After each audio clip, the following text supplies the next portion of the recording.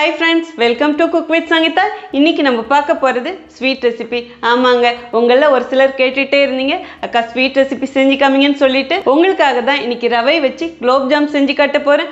வீட்ல இருக்கக்கூடிய ரொம்ப எளிமையான பொருட்களை வச்சு சாஃப்ட்டான குலோப்ஜாம் செய்ய போறோம். இந்த குலோப்ஜாம் செய்யறதுக்கு பெருசா கத்துட்டு வந்து தான் செய்யணுங்கிறது கிடையாது. ஸோ ஒரு தடவை நீங்க இந்த வீடியோ பார்த்தாலே சூப்பரா செஞ்சிடலாம். ஸோ ரொம்ப எளிமையான முறையில் சங்கீதா ஸ்டைலில் இந்த குலோப்ஜாம் செஞ்சு காட்ட போகிறேன். நம்ம சேனலை யாரெல்லாம் இன்னும் சப்ஸ்கிரைப் பண்ணலையோ சப்ஸ்கிரைப் பண்ணுங்கள். ப்ளீஸ் கீழே இருக்கிற பெல் பட்டனில் மறக்காமல் ஆள் கொடுங்க. அப்போ தான் நான் போகிற வீடியோ உங்களுக்கு உடனே வரும். வாங்க இப்போ எப்படி செய்கிறதுன்னு பார்க்கலாம்.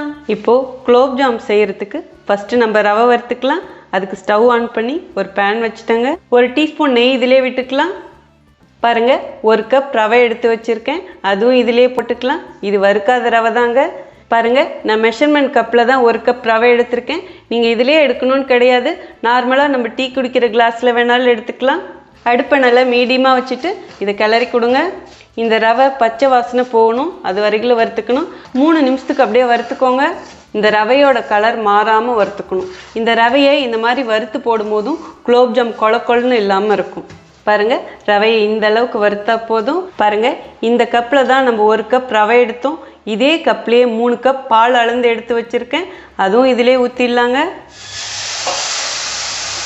பால் ஊற்றிக்கிட்டே அப்படியே கிளறி கொடுங்க. அப்படியே கொஞ்சம் கொஞ்சமாக எல்லா பாலும் ஊற்றிடுங்க.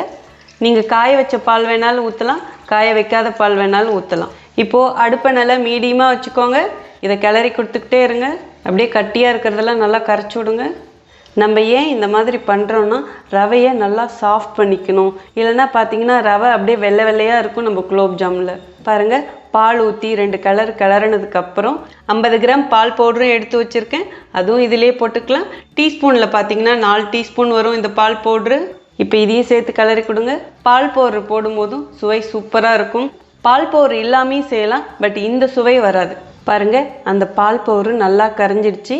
இந்த ஸ்டேஜில் 2 டீஸ்பூன் சர்க்கரை எடுத்து வச்சுருக்கேன், அதுவும் இதிலே போட்டுக்கலாம். இந்த சர்க்கரை போடும் போதும் நம்ம குலோப்ஜாமுக்கு நல்ல கலர் கிடைக்கும், எண்ணெயில் போட்டு பொரிச்சு எடுக்கும் போதும். இப்போது இது கூடவே 1/2 டீஸ்பூன் நெய்யும் போட்டுக்கலாங்க. இப்போது எல்லாத்தையும் ஒன்று சேர்த்து கிளறி கொடுங்க. இது நல்லா அப்படியே கட்டியாக வர வரைக்கும் நம்ம கிளறிக்கிட்டே இருக்கணும். பாருங்கள், இந்த அளவுக்கு கட்டியானா போதும். இப்போ ஸ்டவ் ஆஃப் பண்ணிடலாம். இப்போது இதை 5 நிமிஷத்துக்கு அப்படியே மூடி வச்சிடலாம். இது ஆறட்டும், அதுக்கப்புறம் நான் என்ன பண்ணணும்னு சொல்கிறேன். இப்போது சர்க்கரை பாகு நம்ம எப்படி காய்ச்சறதுன்னு பார்க்கலாம். அதுக்கு ஸ்டவ் ஆன் பண்ணி ஒரு பாத்திரம் வச்சுட்டேங்க. பாருங்கள், இந்த கப்பில் 2 கப் சர்க்கரை அளந்து வச்சுருக்கேன். இப்போ அந்த சர்க்கரையும் இதிலே போட்டுடலாங்க. பாருங்கள், எந்த கப்பில் சர்க்கரை அளந்தமோ அதே கப்லேயே 4 கப் தண்ணி அளந்து வச்சுருக்கேன், அதுவும் இப்போ இதிலே ஊற்றிக்கலாம். இப்போது அடுப்பை நல்லா ஃபுல்லாக வச்சுக்கோங்க. இதை கிளறி கொடுங்க. இப்போது இது நல்லா கொதிக்கட்டுங்க. இதுக்கு பாகு பதெல்லாம் எதுவுமே தேவை கிடையாது. நல்லா கொதிச்சுட்டு அதுக்கப்புறம் நம்ம 3 நிமிஷம் கொதிக்க விட்டாலே போதும். அதாவது இந்த பாகு கொஞ்சம் திக்காக இருந்தால் போதும், ஒரு கம்பி பதம் கூட வரக்கூடாது. பாருங்கள், கொதி வருது. இப்போ ஒரு வாட்டி கிளறி கொடுங்க.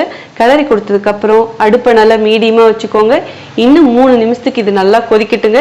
பாருங்கள், 3 நிமிஷம் நல்லா கொதிச்சிடுச்சு. இந்த ஸ்டேஜில் 1/2 டீஸ்பூன் ஏலக்காய் பொடி போட்டுக்கலாங்க. இதிலே 1 டீஸ்பூன் நெய்யும் போட்டுடலாங்க. நம்ம இந்த மாதிரி நெய் போடும் போதும் நல்லா டேஸ்ட்டாக வாசனையாக இருக்கும். அது மட்டும் இல்லை, நம்ம குலோப்ஜாம் சாப்பிடும் போதும் குலோப்ஜாமை நெய்யில் பொரிச்ச மாதிரி இருக்கும். இப்போ இது எல்லாத்தையும் ஒன்று சேர்த்து கிளறி கொடுங்க. இது போட்டதுக்கப்புறம் நல்லா ஒரு கொதி வரட்டுங்க. உங்ககிட்ட குங்குமப்பூ இருந்தால் அதுவும் 2-3 போடலாம். இந்த ஸ்டேஜில் பாருங்கள், நல்லா கொதிக்குது. இப்போ ஸ்டவ் ஆஃப் பண்ணிவிடுங்க. இப்போ இதுலேயே 3 சொட்டு எலுமிச்சை சாறு ஊற்றிக்கலாங்க. இந்த மாதிரி எலுமிச்சை சாறு விடும்போதும் இந்த சர்க்கரை கட்டிப்படாமல் இருக்கும். அதாவது அங்கங்கே கொஞ்சம் சர்க்கரை மாதிரி தெரியும்ல பாகில், அந்த மாதிரி இல்லாமல் இப்போ என்ன பதத்தில் நம்ம வச்சுருக்கிறோமோ அதே பதத்திலேயே இருக்கும். இப்போ இதையும் சேர்த்து கிளறி கொடுங்க. ஸ்டவ் ஆஃப் பண்ணிட்டு தாங்க எலுமிச்சை சாறு விடணும். இது இப்போ அப்படியே வச்சுடுங்க. இப்போ குலோப்ஜாமுக்கு நம்ம உருண்டை பிடிக்க ஆரம்பிச்சிடலாம். பாருங்கள், மாவு நல்லா ஆறிடுச்சு. இப்போ இது நல்லா பெசரி கொடுக்கலாம். சப்பாத்தி மாவு மாதிரி நல்லா உருட்டி எடுத்துக்கணும். இப்போ அப்படியே பார்க்கும்போது இங்கே பாருங்கள், அப்படியே அப்படி உதிர்ந்து இருக்கிற மாதிரி இருக்கும். நம்ம பிசைய அந்த பதத்துக்கு வந்துடும். பாருங்கள், எல்லாத்தையும் ஒன்று சேர்த்து இப்படி பிசைஞ்சு கொடுத்துடணும். இப்போது 1 டீஸ்பூன் நெய் போட்டுக்கலாம்.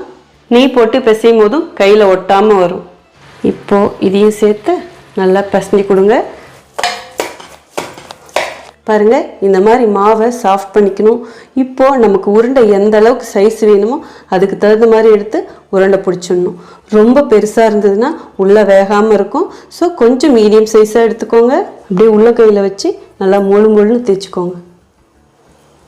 இதே மாதிரியே எல்லா மாவும் உருண்டை பிடிச்சி எடுத்துக்கலாங்க. அவ்வளோதாங்க, எல்லா மாவும் உருண்டை பிடிச்சாச்சு. வாங்க இப்போ எப்படி குலோப்ஜாம் பொரிச்சு எடுக்கிறதுன்னு பார்க்கலாம். இப்போது குலோப்ஜாம் பொரிச்சு எடுக்கிறதுக்கு ஸ்டவ் ஆன் பண்ணி ஒரு பாத்திரம் வச்சுட்டேன். தேவையான அளவு எண்ணெய் ஊற்றிக்கலாங்க. நான் ரீஃபைண்ட் ஆயில் தான் ஊற்றுறேன். நீங்கள் நெய்யில் வேணாலும் பொரிக்கலாம், எண்ணெயில் வேணாலும் பொரிச்சிக்கலாம். அடுப்பை நல்லா மீடியமாக வச்சுக்கோங்க.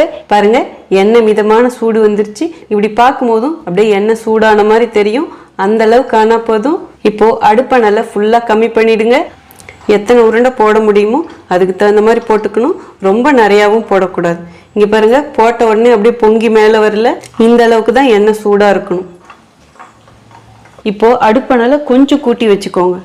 பாருங்கள், ஒரு கரண்டி எடுத்து இங்கே பாருங்கள், இப்படி லேசாக உருட்டி கொடுங்க போதும். இதை கம்மியான தீயில வச்சு பொரிச்சாதான் உள்ளேயும் வெந்திருக்கும். அப்படியே கிளறி கொடுத்துக்கிட்டே தாங்க இருக்கேன். இது நல்லா பொன்னிறமாக வர வரைக்கும் பொரிச்சிக்கலாம். அடுப்பை நல்லா கொஞ்சம் மீடியமாக வச்சுட்டு அப்படியே ஃப்ரை பண்ணுங்க. பாருங்கள், இப்போ கலர் சூப்பராக மாறிடுச்சு. ஆனால் இப்போ உடனே எடுக்கக்கூடாது. அதாவது ப்ரௌனாக வந்துருச்சுன்னு எடுத்திங்கன்னா உள்ளே வேகாமல் இருக்கும். இப்போ அடுப்பை நல்லா ஃபுல்லாக கம்மி பண்ணிவிடுங்க. இன்னும் 2-3 நிமிஷத்துக்கு இந்த கம்மியான தீயிலே இது நல்லா ஃப்ரை ஆகணும். அதே மாதிரி நம்ம ரெடிமேட் குலோப்ஜாம் வாங்க ஃப்ரை பண்ணுவோம் இல்லைங்களா, அது சீக்கிரமாகிடும். பட் இது அதை விட கொஞ்சம் லேட் ஆகும். ஏன்னா ரவை வேகிறதுக்கு கொஞ்சம் டைம் எடுக்கும். நான் கரெக்டாக எந்த அளவுக்கு இந்த குலோப்ஜாம் ஃப்ரை ஆகணும்னு சொல்கிறேன். பாருங்கள், அப்படியே நல்லா ப்ரௌன் ஆகணும். ரொம்ப விட்டிங்கன்னா அப்படியே கசப்பு டேஸ்ட் வந்துடும். இங்கே பாருங்கள், இப்போ அப்படியே லைட்டான ஒரு ப்ரௌன் கலரில் இருக்குது. இன்னும் கொஞ்சம் டார்க்காக வரணும்.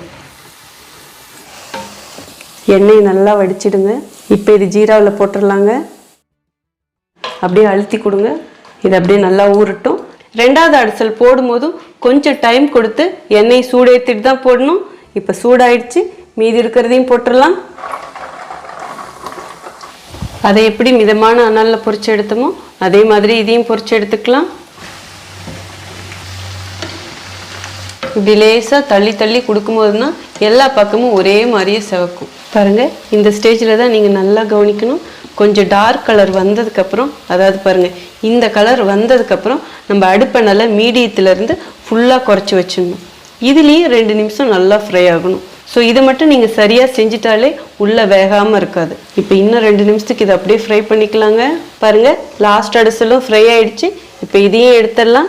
ஸ்டவ் ஆஃப் பண்ணிவிடுங்க. எண்ணெய் நல்லா வடிஞ்சிருச்சிங்க. இதையும் இப்போ சக்கரை பாகுலேயே போட்டுக்கலாம். அப்படியே லேசாக உள்ளே அழுத்தி கொடுங்க. இப்போ பாருங்கள், எவ்வளோ ஜீரா இருக்குல்ல. இன்னும் கொஞ்சம் நேரம் ஆச்சுன்னா எல்லாமே இழுத்துடும். இப்போது இதை எவ்வளோ நேரம் ஊற வைக்கலாம் அப்படிங்கிறதும் உங்களுக்கு டவுட் இருக்கலாம். இப்போது இதை உடனே மூடக்கூடாது. எல்லாமே சூடாக இருக்குது. நல்லா சூடு ஆறட்டும். அதுக்கப்புறம் மூடி வச்சிருங்க. 4 மணி நேரம் டு 8 மணி நேரம் ஊறுனா இந்த ஜீராலாம் நல்லா இழுத்துட்டு குலோப்ஜாம் சாஃப்டாக இருக்கும். நான் இப்போ இது 8 மணி நேரம் ஊற வைக்க போகிறேன். 8 மணி நேரம் இப்படியே ஊறட்டும். அதுக்கப்புறம் எடுத்து பார்க்கலாங்க. பாருங்க, நம்ம குலோப்ஜாம் நல்லா 8 மணி நேரம் ஊறிடுச்சு. முன்ன இருந்ததை விட சைஸும் பெருசாயிடுச்சு. உள்ள இருக்கிற ஜீராவும் நல்லா இழுத்து இருக்கு.